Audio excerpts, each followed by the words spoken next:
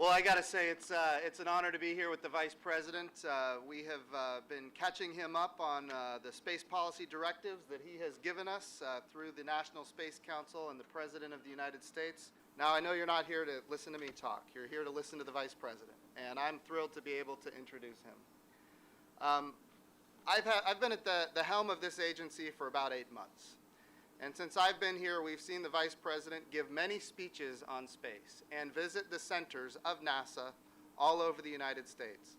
The President himself, when he got elected, said that we're going to recreate the National Space Council, and we're going to put on the National Space Council the heads of all of the departments and agencies of the federal government that touch space. And we're going to put at the chairmanship of that National Space Council the Vice President of the United States. Friends, it is very clear, as the leader of this agency, that this administration is as committed to space as any administration in my lifetime. And we are so grateful for the leadership of the Vice President as the chairman of the National Space Council. And we're also very grateful for his leadership on Space Policy Directive 1, our return to the moon. And we're going to do it this time to stay. We're going to go sustainably with international partners, with commercial partners. We're going to retire risk. We're going to utilize the resources of the moon. And then we're going to take all of that capability and that technology, we're going to prove the human physiology, and we're going to replicate it as much as possible at Mars. So thank you for Space Policy Directive. Yes.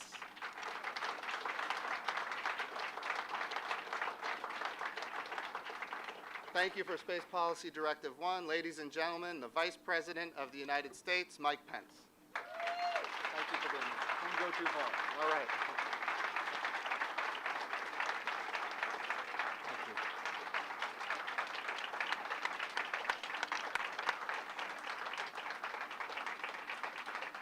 Thank you all. Thank you for the warm welcome. Thank you all for making time out of a busy day at a busy time in the life of this agency. It is great to be back at the headquarters of NASA at the dawn of a new era of American leadership in space, and you all are making that happen. And I want to bring greetings from another great champion of NASA, and a great champion of going farther, faster, higher in every aspect of American leadership. Let me bring greetings and thanks from the 45th President of the United States of America, President Donald Trump.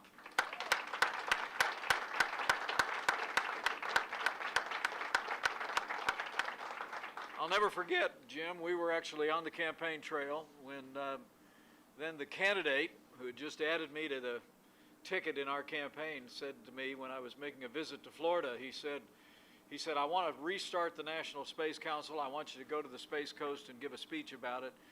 And he said, would you be interested in chairing the National Space Council? And I said, would I ever?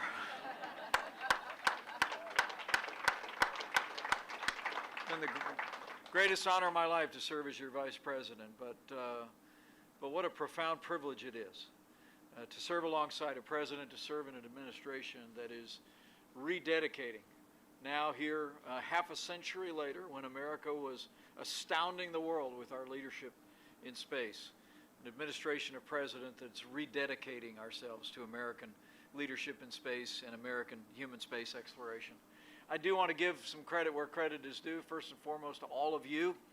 Congratulations on that recent distinction, and I know you join me in thanking Jim Bridenstine for stepping forward to lead this agency at such a critical time. Jim, you're doing a great job, and we're proud of you.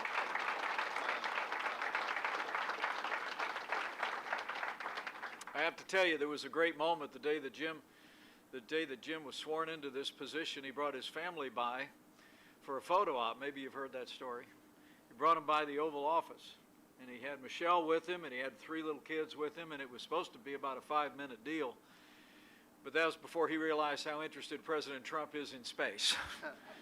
And I'll never forget, about 45 minutes into the meeting, as Jim and the President were going back and forth about the President's passion and vision, his 3 kids were sitting in those chairs in the Oval Office with their legs swinging underneath the chairs. I think, Jim, you got a real good feeling.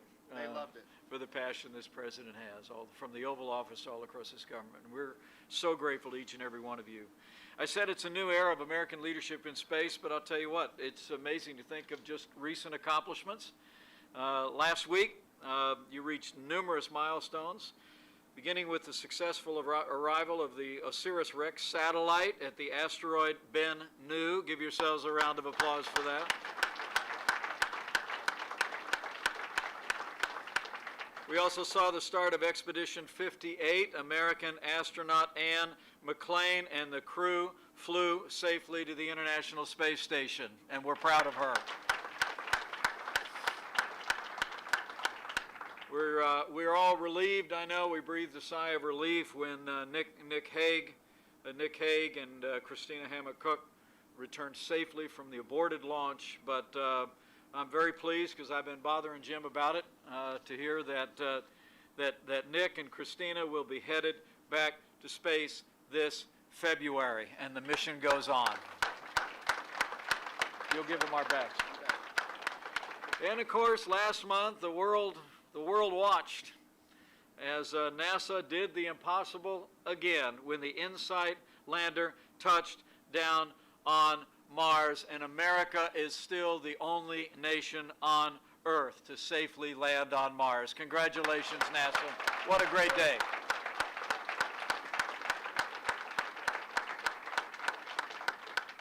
I met today with the senior leadership here at NASA. We talked about the progress we've been making since Space Policy Directive 1 was signed. The President and I are truly grateful for the renewed energy that all of you have brought to this task in implementing this renewed commitment to American leadership in space and human space exploration, to return to the moon and then to Mars. And I want to make you a promise that we are going to work on behalf of each and every one of you to make sure that you have the resources here that will enable the completion of the Orion space capsule and the space launch system. This year was a year to build. Next year will be a year to fly.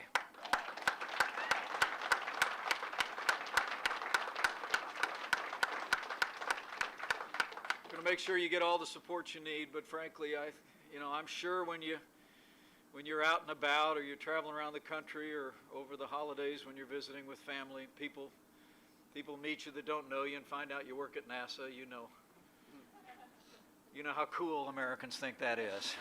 Am I right? Yes. And I got to tell you, I really do believe the President does as well, that all the support is still there. And we really look forward to next year. In fact, I'll be at Kennedy Space Center next Tuesday. We just announced this morning I'll be headed to Kennedy Space Center to watch the launch of the first GPS-3 satellite. But next year is going to be a very busy year. I just encourage each and every one of you to keep your head down, keep working hard, but get used to the pace, okay? Because we're absolutely determined to once again lead the world back into the exploration of space. And it'll all be driven out of here. It'll all be driven on the basis of the 18,000 NASA personnel that all of you oversee all across this country and around the world. It'll be driven by innovators. It'll be driven by our courageous astronauts and our private sector partners. But I just want to encourage you encourage you to bring your best efforts in the days ahead. But also, I hope you'll also bring the idealism that first sent America into the vast beyond. I think of another president who said, "We do not do this because it is easy, we do it because it is hard." And America's willing to do the hard thing, willing to lead. And I want to assure you, this administration from the president on down wants to start leading in space once again, and we're looking to all of you to make that happen. But I hope as we approach this very special season, my Jewish friends just completed 8 days of Hanukkah, and I better start shopping pretty soon for Christmas. All of our kids will be joining us at the Vice President's residence. I also think about an anniversary that we're celebrating this month as well. And make no mistake about it, those words that the astronauts of Apollo 8 read, seeing that first Earthrise from the horizon of the moon also animate the American people's passion to explore the great beyond. Because, as has been the tradition throughout our country, and tens of millions cherish this today, as my family does, those words that were spoken then are worth repeating today. That the crew said, we're now approaching lunar sunrise.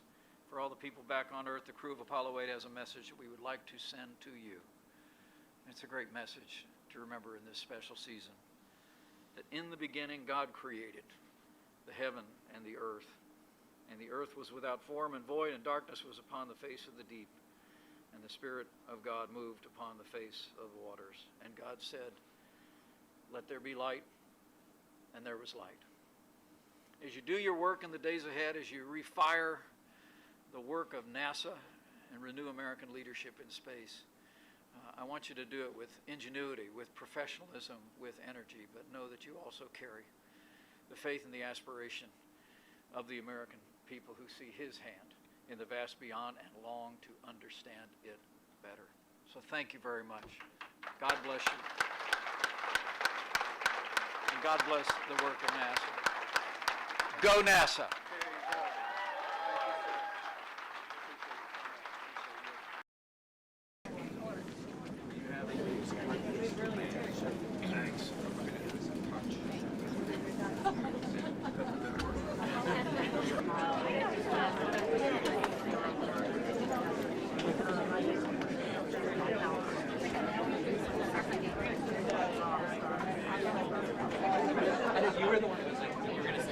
Here's a Buckeye right here. Now look at you.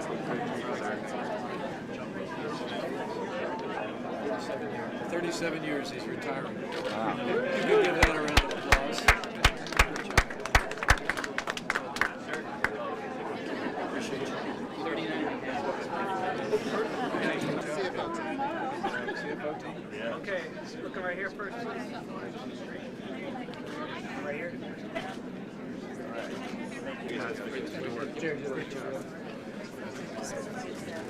Thank you for seeing